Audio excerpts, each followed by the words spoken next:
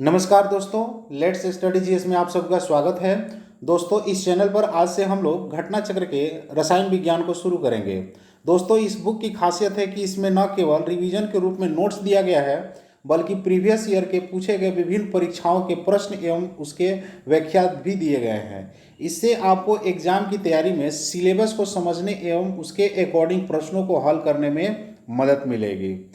आइए दोस्तों, शुरू करते हैं। पहला चैप्टर है परमाणु संरचना। किसी तत्व के सूक्ष्मतम कण जिनसे अणु बनते हैं तथा जो रासायनिक अभिक्रिया में बिना अपघटित हुए भाग लेते हैं उसको परमाणु कहते हैं। यानी दोस्तों, सबसे सूक्ष्मतम कण जो होता है वो परमाणु होता है। इसको फर्दर मतलब इसमें डिवाइड नहीं किया जा सकता है। परमाणु रासायनिक रूप से अविभाज्य होते हैं, इसको और ज़्यादा विभाग तोड़ा नहीं जा सकता है। उनका आकार अति सूक्ष्म और भार बहुत ही कम होता है। परमाणु का आकार सबसे छोटा परमाणु हाइड्रोजन होता है। परमाणुओं में जो दोस्तों जो सबसे छोटा परमाणु होता है वो होता है हाइड्रोजन होता है। हाइड्रोजन परमाणु की त्रिज्या जो है 0.28 इंटू 10⁻⁻8 सेंटीमीटर होता है। अन्य तत्वों की परमाणु त्रिज्या 0.7 इंटू 10⁻⁻8 सेंटीमीटर से लेकर 2.5 इंटू 10⁻⁻8 सेंटीमीटर तक होता है। परमाणु का भार परमाणु में सबसे हल्का परमाणु हाइड्रोजन का है। हाइड्रोजन परमाणु का द्रव्यमान दोस्तों 1.008 AMU है। अन्य तत्वों के परमाणु के द्रव्यमान दोस्तों 2 से लेकर 260 AMU के मध्य होता है। परमाणु की संरचना दोस्तों 19वीं शताब्दी के मध्य तक परमाणु द्रव्य के सूक्ष्मतम अविभाज्य कण माने जाते थे, परंतु 19वीं शताब्दी के अंतिम दशक व उसके बाद में हुई वैज्ञानिक खोजों से यह ज्ञात हुआ कि परमाणु स्वयं विभिन्न प्रकार के अति सूक्ष्म कणों से बने होते हैं, जिनके मूल कण सब एटॉमिक या एलिमेंट्री पार्टिकल भी कहा जाता है। मूल कणों में कुछ कण अस्थायी है यानी स्टेबल कण होते हैं, और शेष कण जो होता है अस्थायी यानी अनस्टेबल कण होते हैं।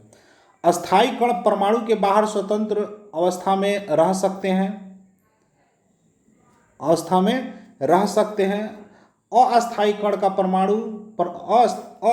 का परमाणु के अंदर और परमाणु के बाहर क्षणिक अस्तित्व होता है। इलेक्ट्रॉन, प्रोटॉन और न्यूट्रॉन अस्थायी मूल कण में आते हैं, जबकि पॉजिट्रॉन, न्यूट्रिनो, एंटी न्यूट्रिनो और मेसान जो है अस्थायी कण में आते हैं। इलेक्ट्रॉन,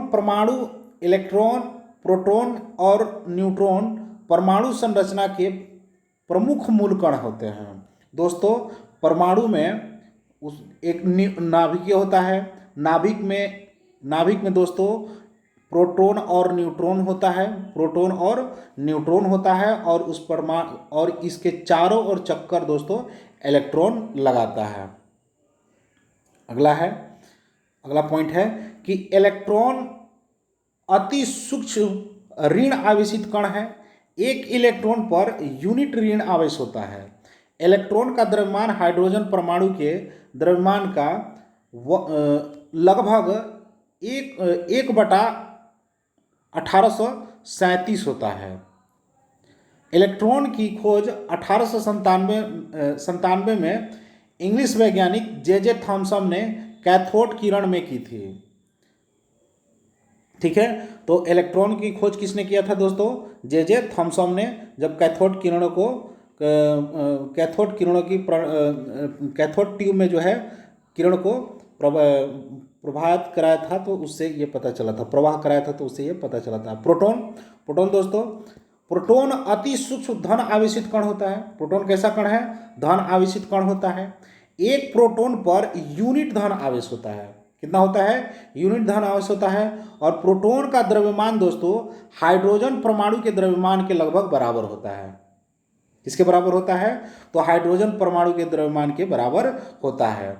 हाइड्रोजन परमाणु में से इलेक्ट्रॉन बाहर निकल जाने पर जो यूनिट धनावेशित कण H+ शेष रह जाता है उसे हाइड्रोजन परमाणु का नाभिक या प्रोटॉन कहते हैं। क्या कहते हैं? नाभिक हाइड्रोजन परमाणु का नाभिक या प्रोटॉन कहते हैं। जर्मन भौतिक वैज्ञानिक गोल्डस्टीन ने प्रोटॉन की खोज की थी। तो प्रोटॉन की खोज किसने की थी दोस्तों? तो गोल्डस्टीन ने प्रोटॉन की खोज की थी। अगला है न्यूट्रॉन। न्यूट्रॉन न्यूट्रॉन जो है दोस्तों, न्यूट्रॉन विद्युत धन आवेशित कण होता है, यानी इस पर कोई चार्ज नहीं होता है। न्यूट्रॉन का द्रव्यमान जो है हाइड्रोजन परमाणु के द्रव्यमान के लगभग बराबर होता है, यानी प्रोटॉन और न्यूट्रॉन का जो द्रव्यमान होता है दोस्तों, वो हाइड्रोजन परमाणु के द्रव्यमान के लगभग बराबर होता है। न्यूट्रॉन की खोज 1932 ईस्वी में इंग्लिश वैज्ञानिक जे चैडविक ने किया था। कौन किया था? जे चैडविक किया था। दोस्तों एक ट्रिक याद कर लेना है, न्यूट्रॉन की खोज किसने की, प्रोटॉन की खोज किसने की।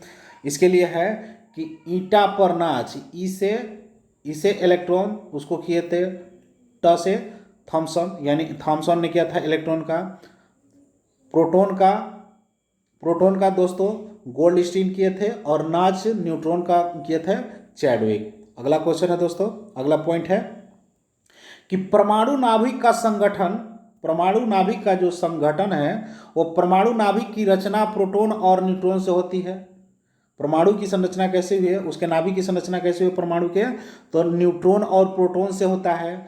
नाभिक का द्रव्यमान प्रोटॉन और न्यूट्रॉन के कारण तथा नाभिक का धनावेश केवल प्रोटोनों के कारण होता है। तो यानी नाभिक में जो धनावेश होता है वो किसके कारण होता है? प्रोटॉन के कारण होता है।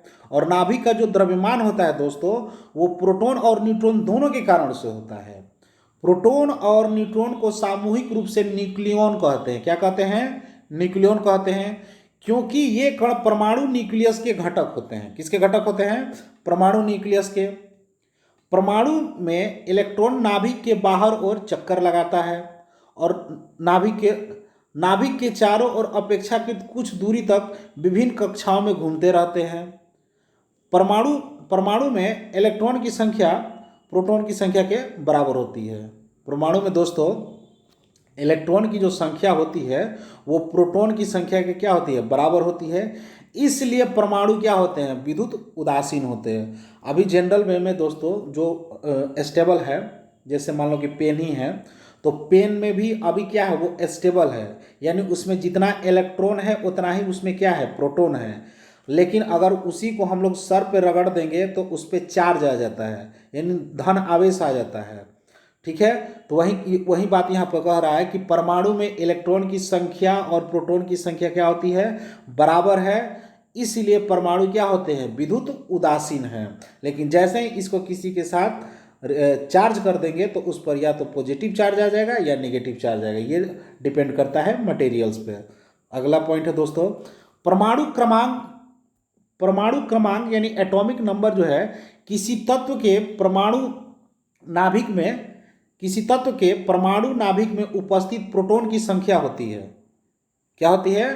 प्रोटॉन की संख्या ही क्या होती है? परमाणु क्रमांक यानी एटॉमिक नंबर होता है। उस तत्व का परमाणु क्रमांक होता है। प्रत्येक तत्व का परमाणु क्रमांक निश्चित और स्थिर होता है। जितने भी हमारे पीरियोडिक टेबल में एलिमेंट है 118, उन सब का जो दोस्तों परमाणु क्रमांक क्या होते हैं? निश्चित और स्थिर होते हैं। विभिन्न तत्वों के परमाणु क्रमांक भिन्न भिन्न होते हैं। हाइड्रोजन तत्व का परमाणु क्रमांक 1 होता है। इस कथन से यह अभिप्राय है कि हाइड्रोजन परमाणु के नाभिक में 1 प्रोटॉन होता है। क्या कितने प्रोटॉन होता है? हाइड्रोजन के परमाणु में कितने प्रोटॉन होते हैं? तो 1 प्रोटॉन होते हैं। अगला पॉइंट है दोस्तों, द्रव्यमान संख्या यानी मास नंबर।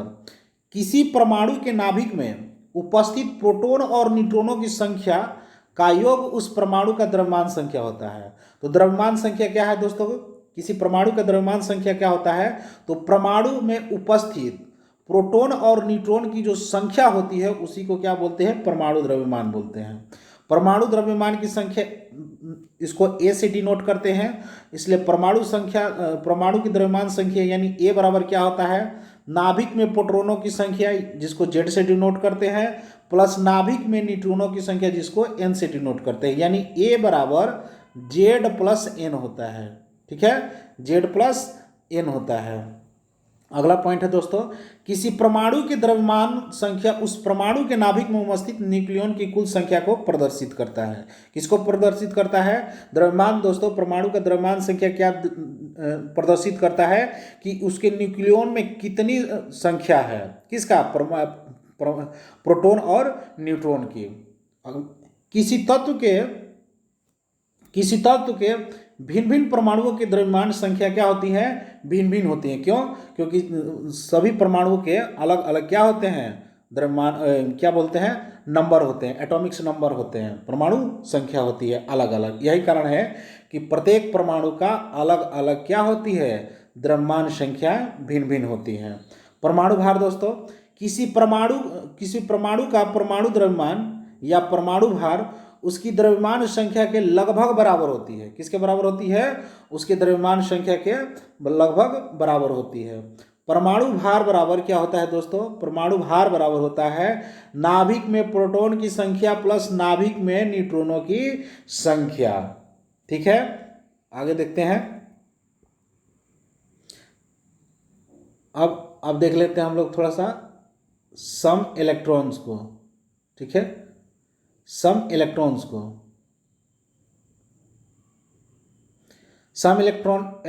किसको बोलते हैं? सम इलेक्ट्रॉनिक किसको बोलते हैं? तो जिन आयनों और परमाणुओं में इलेक्ट्रॉनों की कुल संख्या बराबर होती है उसे सम इलेक्ट्रॉनिक कहते हैं। क्या बोलते हैं? सम इलेक्ट्रॉनिक बोलते हैं। किसको? जब किसी परमाणु में इलेक्ट्रॉनों की संख्या बराबर होती है तो उसको क्या बोलते हैं? सम इलेक्ट्रॉनिक्स बोलते हैं। क्या बोलते हैं दोस्तों? सम इलेक्ट्रॉनिक्स बोलते हैं उसको। सम इलेक्ट्रॉनिक आयन और परमाणु के इलेक्ट्रॉनिक विन्यास एक जैसे होते हैं। जैसे sodium plus, magnesium plus plus, fluorine minus, oxygen minus minus और नियोन का जो सम इलेक्ट्रॉनिक होता है, इनमें प्रत्येक में 10 इलेक्ट्रॉन होते हैं। कितने इलेक्ट्रॉन होते हैं दोस्तों? 10 इलेक्ट्रॉन होते हैं। अगला पॉइंट है समस्थानी। समस्थानी किसको बोलते हैं? कि जब समान परमाणु क्रमांक परंतु भिन्न भिन्न परमाणु द्रव्यमान हो के परमाणुओं को समस्थानिक कहते हैं। जब परमाणु क्रमांक क्या हो? समान हो, लेकिन परमाणु भार भिन्न भिन्न हो, उसको क्या बोलते हैं? समस्थानिक बोलते हैं, यानी आइसोटोप्स बोलते हैं। आवर्त सारणी में किसी तत्व के समस्थानिकों का स्थान अलग अलग ना होकर एक ही होते हैं। क्या होते हैं? एक ही होते हैं, क्योंकि उनके परमाणु क्रमांक क्या होते हैं? समान होते हैं। यही कारण है कि समस्थानिकों के लिए अलग नहीं बनाया गया बॉक्स, सारणी में जगह अलग नहीं दिया गया। अगला पॉइंट है दोस्तों इसमें कि हाइड्रोजन तत्व के 3 समस्थानिक होते हैं। तो हाइड्रोजन के कितने समस्थानिक होते हैं? 3 होते हैं, जिनका परमाणु क्रमांक 1 है, परंतु उनके द्रव्यमान संख्या कितनी होती है दोस्तों?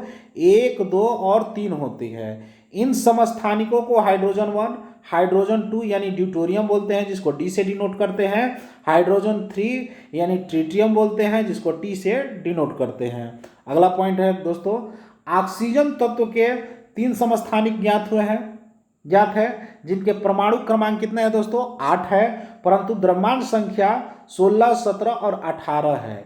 इन समस्थानिकों को ऑक्सीजन 16 कहते हैं, ऑक्सीजन 17 कहते हैं, ऑक्सीजन 18 कहते हैं, इनके द्रव्यमान संख्या के क्रम के अनुसार। किसी तत्व के समस्थानिकों में प्रोटॉन की संख्या समान होती है, परंतु न्यूट्रॉनों की संख्या क्या होती है? भिन्न होती है। तो समस्थानिक में दोस्तों क्या होता है कि प्रोटॉन की संख्या समान होती है, परंतु न्यूट्रॉन की संख्या क्या होती है? भिन्न होती है। तबे तो जो है दोस्तों मास क्या होता है? द्रव्यमान क्या होता है? तो द्रव्यमान बराबर क्या होता है? Proton plus neutron. प्रोटॉन्स अलग होते हैं, न्यूट्रॉन्स अलग होते हैं। यही कारण है कि इसको क्या बोलते हैं? आइसोटोप्स बोलते हैं, क्योंकि दोस्तों इसमें जो होता है कि परमाणु क्रमांकों की संख्या क्या होती है? समान होती है। अगला है संभारिक यानी आइसोबार्स। समान परमाणु द्रव्यमान यानी द्रव्यमान संख्या समान हो, परंतु परमाणु क्रमांक क्या होते हैं? भिन्न भिन्न होते हैं, उसको क्या बोलते हैं? संभारिक यानी आइसोबार्स कहते हैं। आवर्त सारणी में संभारी का स्थान दोस्तों अलग अलग होता है, क्योंकि उनके परमाणु क्रमांक क्या होते हैं दोस्तों, भिन्न होते हैं। 1h3 2He3 ये क्या है, संभारिक है, ठीक है, क्योंकि इनके परमाणु द्रव्यमान क्या है, समान है। परमाणु द्रव्यमान देखिए, इसका हीलियम का भी 3 है और हाइड्रोजन का भी 3 है, लेकिन परमाणु क्रमांक क्या है दोस्तों, अलग है। हाइड्रोजन का 1 है और हीलियम का 2 है। अगला पॉइंट है दोस्तों कि संभारिक के नाभिकों में प्रोटॉन और न्यूट्रॉनों की संख्याओं का योग क्या होता है दोस्तों, समान होता है, परंतु प्रोटॉन की संख्या क्या होती है, भिन्न होती है। अगला पॉइंट है सम न्यूट्रॉनिक यानी आइसोटोन्स, भिन्न भिन्न तत्वों के परमाणु जिनमें न्यूट्रॉनों की संख्या दोस्तों, न्यूट्रॉनों की संख्या समान होती है, उसको क्या बोलते हैं, सम न्यूट्रॉनिक बोलते हैं। यानी न्यूट्रॉन की संख्या क्या होती है दोस्तों, इसमें समान होती है, इसलिए इसको क्या बोलते हैं, सम न्यूट्रॉनिक्स कहते हैं। उदाहरण के लिए दोस्तों सिलिकॉन 1413 यानी 14 क्या उसका, 14 उसका परमाणु क्रमांक है और 30 क्या उसका द्रव्यमान है। उसी तरह से फास्फोरस का 15 उसका परमाणु क्रमांक है और 31 क्या है दोस्तों, उसका द्रव्यमान है। सल्फर 16 क्या है उसका परमाणु क्रमांक है और 32 क्या है उसका, 32 उसका क्या है दोस्तों, द्रव्यमान है। तो परमाणु क्रमांक और द्रव्यमान को जब माइनस करेंगे दोस्तों, तो दोनों में हमारा अंतर कितना मिलता है, 16 का मिलता है। यानी क्या है ये दोस्तों, 16 क्या है, ये न्यूट्रॉन है, ठीक है। इसी प्रकार हाइड्रोजन 113 हीलियम 24 यानी 2 इसके क्या है, हीलियम के 2 दोस्तों क्या है, परमाणु क्रमांक है और उसके द्रव्यमान कितना है, 4 है। तो जब परमाणु क्रमांक को उसके द्रव्यमान से माइनस करते हैं तो हमको क्या मिल जाता है दोस्तों, न्यूट्रॉन की संख्या मिल जाती है। अगला पॉइंट है उसी तरह से कार्बन C13 और नाइट्रोजन 714 क्या है, ये समस्थानिक है। अगला पॉइंट है रेडियोएक्टिविता क्या है दोस्तों, तो कुछ पदार्थ जैसे कि यूरेनियम, थोरियम, रेडियम ये स्वतः एक प्रकार की वेधी यानी पेनिट्रेटिंग किरणें उत्सर्जित करते हैं। कुछ ऐसे तत्व हैं जो स्वयं क्या करते हैं कि पेनिट्रेटिंग यानी वेधित किरणों को उत्सर्जित करते हैं, और ऐसे पदार्थों को दोस्तों रेडियो एक्टिव पदार्थ कहते हैं। और पदार्थों का स्वतः वेधित किरणें उत्सर्जित करने के करने का गुण जो होता है, ये क्या कहलाता है, रेडियो एक्टिविता कहलाती है। रेडियो एक्टिविता परमाणु के नाभिक का गुण है। किसका गुण है दोस्तों, रेडियो एक्टिविता जो है दोस्तों ये किसका गुण है, तो ये परमाणु के नाभिक का गुण है। रेडियो एक्टिव तत्वों के नाभिक क्या होते हैं दोस्तों, अस्थायी होते हैं। कैसे होते हैं, अस्थायी यानी अनस्टेबल होते हैं। इनमें स्वतः विघटन यानी स्पॉन्टेनियस डिसइंटीग्रेशन का गुण होता है। परमाणु नाभिक के स्वतः विघटन को रेडियो एक्टिव विघटन कहते हैं। क्या कहते हैं, रेडियो एक्टिव विघटन कहते हैं। किसको कहते हैं, जब परमाणु के नाभिक स्वतः विघटन होने लगता है तब उसको रेडियो एक्टिव विघटन कहते हैं। परमाणु नाभिक में वेधिक किरणें अल्फा बीटा गामा किरणें उत्सर्जित होती हैं। कौन से किरणें होती हैं, अल्फा बीटा गामा किरणें उत्सर्जित होती हैं। ये किरणें क्या रेडियो एक्टिव किरणें कहलाती हैं। ये किरणें क्या कहलाती हैं दोस्तों, रेडियो एक्टिव किरणें कहलाती हैं। रेडियो एक्टिव विघटन एक नाभिक प्रक्रिया है। रेडियो एक्टिव विघटन कैसी प्रक्रिया है दोस्तों, तो एक नाभिक प्रक्रिया है, न कि रासायनिक अभिक्रिया। ये कोई रासायनिक अभिक्रिया न है, बल्कि दोस्तों रेडियो एक्टिव विघटन जो है ये एक नाभिक प्रक्रिया है, क्योंकि इसमें नाभिक क्या होते हैं, टूटते हैं। रेडियो एक्टिविटी का गुण प्रायः भारी नाभिकों में पाया जाता है। ये गुण किसमें पाया जाता है दोस्तों, भारी नाभिकों में पाया जाता है, क्योंकि भारी नाभिक क्या होते हैं, अस्थायी होते हैं। और यही कारण है कि इनमें क्या मिलता है दोस्तों, रेडियो एक्टिविटी का गुण मिलता है। परमाणु क्रमांक 18 से आगे के सभी तत्व कैसे हैं दोस्तों, रेडियो एक्टिव हैं। कैसे तत्व हैं, रेडियो एक्टिव है। क्यों, क्योंकि इस 83 के बाद दोस्तों ये क्या होते हैं, इनके नाभिक दोस्तों भारी होते हैं। अगला पॉइंट है दोस्तों कि बैकरल के द्वारा यानी हेनरी बैकरल के द्वारा यूरेनियम की रेडियो एक्टिविटी की खोज हुई। हो जाने के कुछ समय बाद मैरी क्यूरी द्वारा थोरियम के रेडियो एक्टिव गुण की खोज की गई। तो थोरियम के रेडियो एक्टिव गुण की खोज किसने किया था? मैरी क्यूरी ने किया था। और 1898 में मैरी क्यूरी और उनके पति प्यूरी क्यूरी ने रेडियो एक्टिव तत्व पोलोनियम की खोज की थी। तो पोलोनियम की खोज किसने की थी दोस्तों? तो मैरी क्यूरी और उनके पति पीरे क्यूरी ने पोलोनियम की खोज की थी। और मैरी क्यूरी ने वर्ष 1902 में यूरेनियम के अयस्क पिच ब्लेंड, जिसको U3O8 में एक नए तत्व रेडियम की खोज की थी। किसकी खोज की थी? रेडियम की। किसमें? यूरेनियम अयस्क पिच ब्लेंड में से। यूरेनियम के अपेक्षा लगभग 30 लाख गुना अधिक रेडियो एक्टिव होता है। किसमें दोस्तों? किसमें होता है? तो पिच ब्लेंड में, ये पोलोनियम में, ठीक है, रेडियम में, सॉरी दोस्तों, रेडियम में। अगला पॉइंट है दोस्तों कि वर्तमान शताब्दी में कई नए रेडियो एक्टिव तत्वों की खोज हो चुकी है, जिनमें है रेडॉन, प्रोटीएक्टिनम, एक्टिनियम, फ्रांसियम, एस्टैटिन। ये क्या है? प्रमुख है। अगला पॉइंट हम लोग देखते हैं दोस्तों कि अब हम लोग देखते हैं अल्फा बीटा गामा किरणों की जो ये रेडियो एक्टिव रे निकलती है, इनके गुण देख लेते हैं कि इनके गुण क्या है। पहला देखेंगे दोस्तों, प्राकृतिक देख लेते हैं। प्राकृतिक अल्फा किरणें की जो प्राकृतिक हो दोस्तों, जो अल्फा किरणों की जो प्राकृति है, अल्फा कणों से बनी होती है। कैसे, किसके बनी होती है? अल्फा किरणें धनावेशित अल्फा कण की बनी होती है। अल्फा कण पर 2 यूनिट धनावेश होता है। कितना यूनिट? 2 यूनिट धनावेश होता है। अल्फा कण का द्रव्यमान हीलियम 4 परमाणु के नाभिक के द्रव्यमान के बराबर होता है। अर्थात कितना होता है इसका द्रव्यमान? 4 AMU होता है। अल्फा कण हीलियम परमाणु के नाभिक होता है। किसका नाभिक होता है? हीलियम परमाणु का नाभिक होता है। कौन? अल्फा कण। इसे हीलियम 24 या अल्फा 24 संकेत के द्वारा प्रदर्शित करते हैं। किसको? अल्फा किरणों को। अब आते हैं बीटा किरण की प्राकृतिक देख लेते हैं। बीटा किरणें ऋण आवेशित होती हैं। जहां अल्फा कण धन आवेशित थी, वहीं बीटा किरण कैसी है दोस्तों? ऋण आवेशित कण है। बीटा कण इलेक्ट्रॉन होते हैं। कौन होते हैं? इलेक्ट्रॉन होते हैं। बीटा कण अर्थात इलेक्ट्रॉन पर यूनिट ऋण आवेश होता है तथा कण का द्रव्यमान 0.000548 AMU होता है।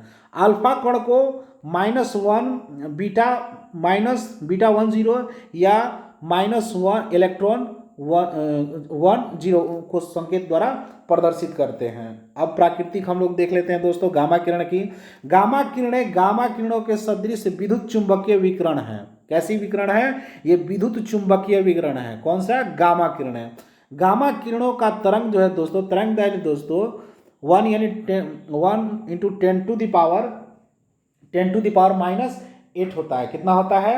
1 × 10 टू द पावर -8 होता है। अगला हम पॉइंट देख लेते हैं दोस्तों। अगला पॉइंट है वेग। वेग देख लेते हैं इसका कैसा है अल्फा का।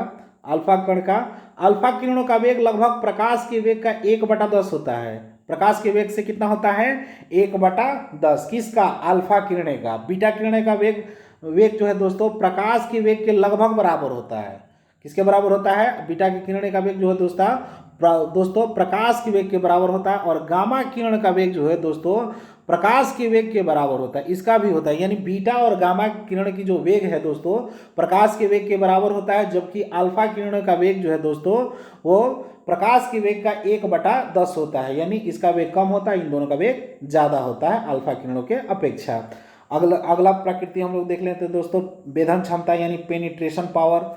अल्फा किरण की जो है 0.002 सेंटीमीटर मोटी एल्युमिनियम की चादर को भेद सकता है। ठीक है, जबकि बीटा किरणें उच्च वेग के कारण, इसका वेग ज्यादा होता है, जाहिर सी बात है इसका पेनिट्रेटिंग पावर ज्यादा होगा, तो ये 0.2 सेंटीमीटर मोटी एल्युमिनियम को क्या कर सकता है?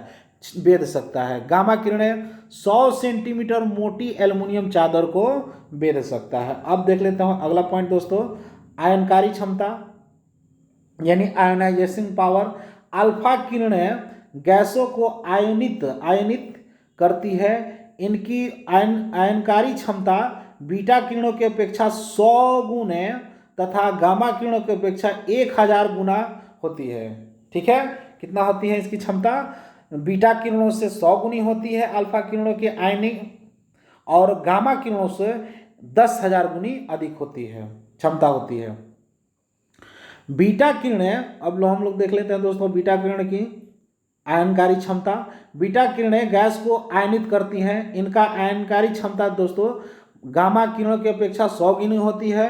वही गामा किरणों के गैसों के आयनित करती है, इनकी आयनकारी क्षमता दोस्तों अल्फा किरण के 1/10,000 गुना और बीटा किरणों के 1/100 गुना होती है। अगला पॉइंट है दोस्तों विद्युत विद्युत और चुंबकीय क्षेत्र का प्रभाव। अगला प्रकृति क्या है?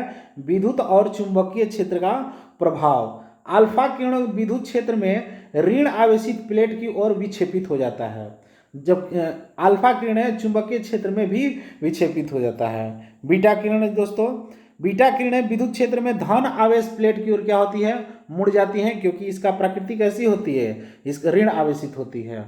बीटा किरणें विद्युत क्षेत्र में अल्फा किरणों की अपेक्षा अधिक विक्षेपित होती है, क्योंकि अतिक अल्प द्रव्यमान के कारण बीटा किरणें बीटा कणों के आवेश और द्रव्यमान का अनुपात बहुत ऊंचा होता है। क्या होता है? E/m क्या होता है दोस्तों?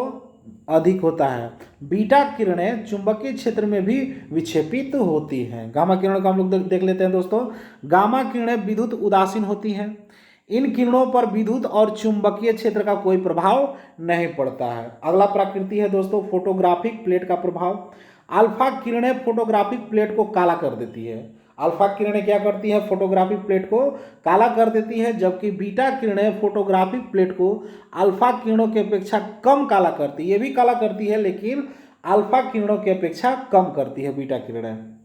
गामा किरणें फोटोग्राफिक प्लेट को सबसे कम काला करती है।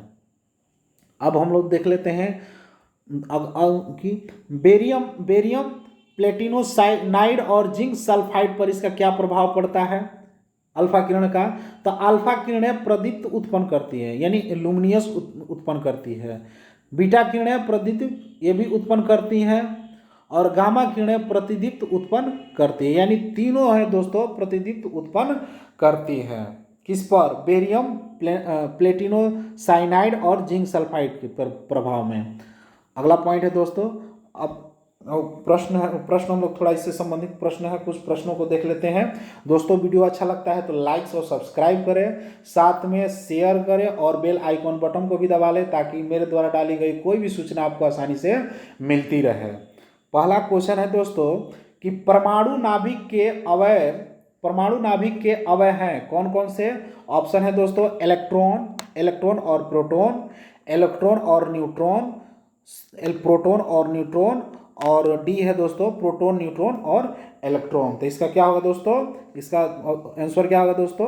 तो इसका आंसर होगा प्रोटॉन और न्यूट्रॉन, क्योंकि परमाणु के नाभिक में प्रोटॉन और न्यूट्रॉन रहते हैं और उसके चारों ओर इलेक्ट्रॉन चक्कर काटता है। अगला क्वेश्चन है दोस्तों कि आणविक संरचना के बारे में निम्नलिखित में से कौन सा कथन सही है? पहला है न्यूट्रॉन तथा इलेक्ट्रॉन न्यूक्लियस में होते हैं तथा प्रोटॉन न्यूक्लियस के इर्द गिर्द चक्कर लगाता है।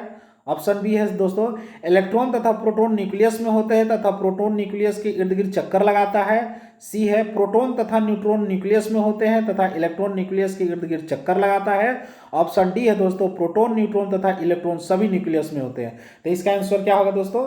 तो इसका आंसर होगा सी, यानी प्रोटॉन तथा न्यूट्रॉन न्यूक्लियस में होते हैं और इलेक्ट्रॉन दोस्तों न्यूक्लियस के इर्द गिर्द चक्कर लगाता है। अगला क्वेश्चन है दोस्तों निम्नलिखित में से कौन सा अणु का भाग नहीं है? ऑप्शन है दोस्तों इलेक्ट्रॉन, बी है प्रोटॉन, सी है न्यूट्रॉन और डी है फोटोन। तो इनमें से कौन एटम का भाग नहीं है? तो इसका आंसर क्या होगा दोस्तों? तो इसका आंसर होगा फोटोन, क्योंकि इलेक्ट्रॉन और प्रोटॉन दोस्तों एटम के क्या होता है? नाभिक में होता है, और इलेक्ट्रॉन जो होता है दोस्तों उसके चारों तरफ चक्कर लगाता है। अगला है क्वेश्चन एक ही प्रकार का परमाणु निम्न में से किस में मिलता है? ऑप्शन है खनिज यौगिक में, ऑप्शन बी खनिज मिश्रण में, ऑप्शन सी प्राकृतिक तत्व में, ऑप्शन डी उपयुक्त में से कोई नहीं। तो इसका आंसर क्या होगा दोस्तों? इसका आंसर होगा प्राकृतिक तत्व में। प्राकृतिक तत्व में दोस्तों एक ही प्रकार के परमाणु मिलते हैं। अगला क्वेश्चन है दोस्तों, परमाणुवीय नाभिक किसने खोजा था? परमाणुवीय नाभिक किसने खोजा था दोस्तों? ऑप्शन है रदरफोर्ड, डाल्टन, आइंस्टीन, थॉमसन। तो किसने खोजा था दोस्तों? तो रदरफोर्ड ने। ऑप्शन ए सही है दोस्तों। अगला क्वेश्चन है दोस्तों, एटम में न्यूट्रॉन की खोज किसने की थी? एटम में न्यूट्रॉन की खोज किसने की थी? ऑप्शन है दोस्तों J Thomson, Chadwick, Rutherford, Newton. तो एटम में न्यूट्रॉन की खोज किसने किया था दोस्तों? तो चैडविक ने किया था। अगला क्वेश्चन है दोस्तों, अगला क्वेश्चन है कि निम्नलिखित में से कौन अणु परमाणु कण नहीं है? ऑप्शन है दोस्तों न्यूट्रॉन, प्रोटॉन, ड्यूट्रॉन, इलेक्ट्रॉन। तो कौन होगा दोस्तों? इसका आंसर क्या होगा दोस्तों? इसका आंसर होगा ड्यूट्रॉन। अगला क्वेश्चन है दोस्तों 8 नंबर क्वेश्चन है दोस्तों कि निम्न युग में से कौन सा एक कण प्रति कण युग्म है? ऑप्शन है दोस्तों इलेक्ट्रॉन, पॉजिट्रॉन, ऑप्शन बी है प्रोटॉन, न्यूट्रॉन, ऑप्शन सी है फोटॉन, इलेक्ट्रॉन, ऑप्शन डी है न्यूट्रॉन, न्यूट्रिनो। इसका आंसर क्या होगा दोस्तों? इसका आंसर क्या होगा दोस्तों? Electron, proton. कौन सा होगा? इलेक्ट्रॉन और पॉजिट्रॉन। इलेक्ट्रॉन और पॉजिट्रॉन होगा। अगला क्वेश्चन है दोस्तों 9 नंबर क्वेश्चन है दोस्तों, सूची दिया गया है, सूची 1 को सूची 2 के साथ मिलान कराना है और नीचे दिए हुए कोड को भरना है। क्वेश्चन है दोस्तों कि शून्य द्रव्यमान, एक तरफ शून्य द्रव्यमान, आंशिक वेग, आंशिक प्रचक्रण, पूर्ण चक्रण, और दूसरी तरफ दोस्तों पॉजिट्रॉन, न्यूट्रॉन, क्वार्क और फिनॉन दिया गया है। तो दोस्तों इसका आंसर क्या होगा? इसका आंसर यानी द्रव्यमान का दोस्तों न्यूट्रिनो होता है, न्यूट्रॉन होगा। क्या होगा दोस्तों? न्यूट्रॉन का के साथ संबंध, न्यूट्रिनो के साथ इसका संबंध होगा। आंशिक वेग का दोस्तों क्वार्क है, आंशिक चक्रण का दोस्तों पॉजिट्रॉन होगा और पूर्ण चक्रण का दोस्तों फोनॉन होगा। क्योंकि पॉजिट्रॉन दोस्तों एक धन आवेशित मूल कण होता है जिसका द्रव्यमान एवं आवेश इलेक्ट्रॉन के बराबर होता है, इसलिए इलेक्ट्रॉन का विरोधी कण उसका प्रचक्रण कहलाएगा, यानी स्पिन कहलाएगा। न्यूट्रिनो में दोस्तों द्रव्यमान एवं आवेश रहित मूल कण है, द्रव्यमान एवं आवेश रहित मूल कण है। इनकी खोज पाउली ने किया था दोस्तों। बहुत इंपॉर्टेंट लाइन है ये कि न्यूट्रिनो की खोज किसने किया था? तो न्यूट्रिनो की खोज पाउली ने किया था। न्यूट्रिनो आवेश रहित मूल कण होता है। क्वार्क जो है पदार्थ का मूल कण है, इसमें अधिकांश पदार्थ बने हैं। क्वार्क मिलकर हाइड्रॉन बनाते हैं। क्वार्क का आंशिक आवेश जो होता है -1/3 या +2/3 होता है। फिनॉन का देख लेते हैं दोस्तों। फिनॉन जो होता है ध्वनि की लघुत्तम कण है। दृढ़ क्रिस्टल बीमा के कंपन में फिनॉन पाया जाता है। अगला पॉइंट है दोस्तों कि अल्फा कण के 2 धन आवेश हैं, इसका द्रव्यमान लगभग बराबर होता है। किसके बराबर होता है?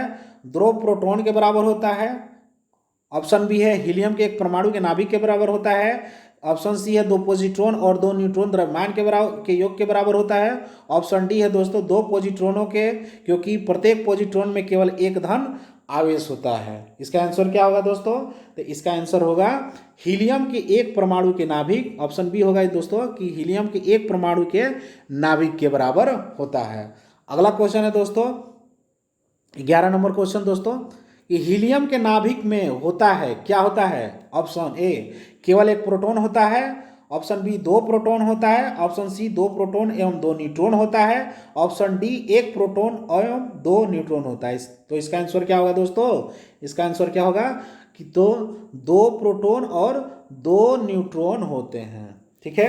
अगला क्वेश्चन है दोस्तों निम्नलिखित में से, अगला क्वेश्चन है दोस्तों कि निम्नलिखित में से किससे ऋणात्मक आवेश होते हैं? किसमें ऋणात्मक आवेश होता है? ऑप्शन है ए अल्फा किरण, बी अल्फा कण ऑप्शन सी बीटा कण, तीसरा ऑप्शन डी गामा किरण। तो इसमें किस में होता है दोस्तों?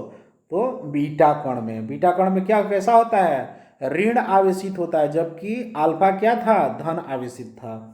अगला क्वेश्चन है दोस्तों, अगला क्वेश्चन है कि परमाणु में कक्षाओं को भरने का क्रम नियंत्रित होता है। ऑप्शन है दोस्तों अफबाउ सिद्धांत द्वारा, अफबाउ सिद्धांत द्वारा, हाइजेनबर्ग के अनिश्चितता सिद्धांत के द्वारा, हुंड के नियम के द्वारा, पाउली के अपवर्जन सिद्धांत के द्वारा। तो इसका आंसर क्या होगा दोस्तों?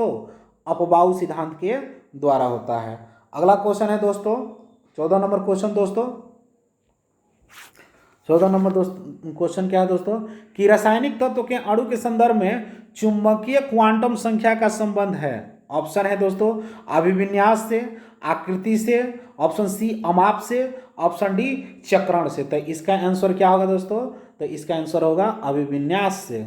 अगला क्वेश्चन है दोस्तों 15 नंबर क्वेश्चन दोस्तों कि जिस तत्व के परमाणु में 2 प्रोटॉन, 2 न्यूट्रॉन और 2 इलेक्ट्रॉन हो, उस तत्व के द्रव्यमान संख्या कितनी होगी? तो उसकी द्रव्यमान संख्या कितनी होगी? ऑप्शन है दोस्तों 2, option B 4, option C 6, option D 8। तो इसका आंसर क्या होगा दोस्तों? इसका आंसर क्या होगा दोस्तों? तो इसका आंसर जो होगा 4 होगा, क्योंकि प्रोटॉन और न्यूट्रॉन को जोड़ा जाएगा। ठीक है। अगला क्वेश्चन है दोस्तों 16 नंबर क्वेश्चन क्या है दोस्तों कि एक तत्व में इलेक्ट्रॉन और न्यूट्रॉन की संख्या क्रमशः 18 तथा 20 है, तो इस तत्व के द्रव्यमान क्या होगा? तो इसका द्रव्यमान संख्या बराबर क्या होता है दोस्तों? तो प्रोटॉन की संख्या प्लस न्यूट्रॉन की संख्या। प्रोटॉन दिया है दोस्तों, प्रोटॉन दिया है कितना? प्रोटॉन दोस्तों हाँ, जितना इलेक्ट्रॉन होता है उतना प्रोटॉन होता है, यानी 18, और न्यूट्रॉन दिया है दोस्तों 20, यानी कितना हो जाएगा? 18 + 20 कितना हो जाएगा? 38 हो जाएगा, 38 हो जाएगा। इसका आंसर क्या होगा दोस्तों? सी होगा। अगला क्वेश्चन है दोस्तों 17 नंबर क्वेश्चन। 17 नंबर क्वेश्चन क्या कह रहा है कि परमाणु जिनमें प्रोटॉन की संख्या समान परंतु न्यूट्रॉन की संख्या भिन्न भिन्न रहती है, क्या कहलाती है? ऑप्शन है दोस्तों समदाबिक यानी आइसोबार्स, समावयवी यानी आइसोमर्स, ऑप्शन सी सम न्यूट्रॉनिक, ऑप्शन डी समस्थानिक यानी आइसोटॉप्स। तो इसका आंसर क्या होगा दोस्तों? तो 17 नंबर क्वेश्चन का आंसर क्या होगा? तो इसका आंसर होगा समस्थानिक यानी आइसोटोप्स। आइसोटोप में क्या होता है दोस्तों कि प्रोटोनों की संख्या क्या होती है? समान होती है, लेकिन न्यूट्रॉन की संख्या भिन्न भिन्न होती है, यानी द्रव्यमान संख्या भिन्न भिन्न होती है, प्रोटॉन संख्या सेम होती है। अगला क्वेश्चन है दोस्तों 18 नंबर क्वेश्चन। 18 नंबर क्वेश्चन क्या है कि 18 नंबर क्वेश्चन में कि समस्थानिक होते हैं। ऑप्शन है परमाणु भार समान परंतु परमाणु क्रमांक भिन्न होते हैं, परमाणु भार भिन्न परंतु परमाणु क्रमांक समान होते हैं, परमाणु क्रमांक तथा परमाणु भार समान होते हैं, ऑप्शन डी उक्त में से कोई नहीं। तो इसका आंसर क्या होगा दोस्तों? तो इसका आंसर होगा बी यानी परमाणु भार भिन्न परमाणु क्रमांक समान होते हैं। अगला क्वेश्चन है दोस्तों 19 नंबर क्वेश्चन है दोस्तों कि किसी परमाणु नाभिक का आइसोटॉप्स वह नाभिक है जिसमें, ऑप्शन है दोस्तों न्यूट्रॉन की संख्या वही होती है परंतु प्रोटॉन की संख्या भिन्न होती है, ऑप्शन बी है दोस्तों कि प्रोटॉन की संख्या वही होती है परंतु न्यूट्रॉन की संख्या भिन्न होती है, ऑप्शन सी प्रोटॉन और न्यूट्रॉन की संख्या वही होती है परंतु इलेक्ट्रॉन की संख्या भिन्न होती है, और ऑप्शन डी प्रोटॉन और न्यूट्रॉन दोनों की संख्या क्या होती है? भिन्न होती है। तो इसका आंसर क्या होगा दोस्तों? तो इसका आंसर होगा कि प्रोटॉन की संख्या वही होती है परंतु न्यूट्रॉन की संख्या भिन्न होती है। क्यों? क्योंकि आइसोटॉप्स किसको बोलते हैं? तो प्रोटॉन संख्या बराबर होती है परंतु द्रव्यमान संख्या भिन्न होती है, और द्रव्यमान संख्या दोस्तों प्रोटॉन और न्यूट्रॉन को मिलाकर बनता है। अगला क्वेश्चन है दोस्तों कि 20 नंबर क्वेश्चन है कि निम्न में से सम न्यूट्रॉनिक समूह है। ऑप्शन ए है carbon 12 6, nitrogen 14 7, oxygen 16 8, option B है carbon 12 6, nitrogen 14 7, oxygen 18 8, option C है दोस्तों carbon 14 6, nitrogen 14 7, oxygen 16 8। Option D है दोस्तों कार्बन 14 6, नाइट्रोजन 15 7, ऑक्सीजन 16 8। तो किसको हम लोग देख रहे हैं, सम न्यूट्रॉनिक यानी न्यूट्रॉनों की संख्या क्या होनी चाहिए, सेम होना चाहिए। तो इसका आंसर क्या होगा दोस्तों, इसका आंसर होगा डी। क्या होगा, डी। अगला क्वेश्चन है दोस्तों 21 नंबर क्वेश्चन क्या है दोस्तों, 21 नंबर क्वेश्चन कि रेडियो एक्टिविटी मापी जाती है। तो रेडियो एक्टिविटी किस में मापी जाती है दोस्तों, ऑप्शन है हाइड्रोमीटर में, ऑप्शन बी गाइगर काउंटर से, ऑप्शन सी सिस्मोमीटर से, ऑप्शन डी अमीटर से। तो रेडियो एक्टिविटी मापी जाती है किस में दोस्तों, तो गाइगर काउंट में। किस में, गाइगर काउंट यानी ऑप्शन बी में। अगला क्वेश्चन है दोस्तों, अगला क्वेश्चन 22 नंबर कि रेडियो एक्टिविटी का आविष्कार किसने किया था। ऑप्शन है ए रदरफोर्ड ने, बी बैकुरल ने, ऑप्शन सी बोर ने, ऑप्शन डी मैडम क्यूरी ने। तो किसने किया था रेडियो एक्टिविटी का आविष्कार, बैकुरल ने, हेनरी बैकुरल ने। दोस्तों अगला चैप्टर है रासायनिक एवं भौतिक परिवर्तन विलयन आदि। इसको हम लोग देखेंगे अगले वीडियो में। तब तक के आज यहीं तक रहने देते हैं दोस्तों। वीडियो अच्छा लगता है तो लाइक और सब्सक्राइब करें, साथ में बेल आइकॉन बटन दबा दें। अगर वीडियो अच्छा नहीं लगता है तो ऑनलाइन का भी बटन दबा दें दोस्तों, और साथ में कमेंट बॉक्स में अपनी राय जरूर दें। मिलते हैं अगले वीडियो में, तब तक के लिए जय हिंद।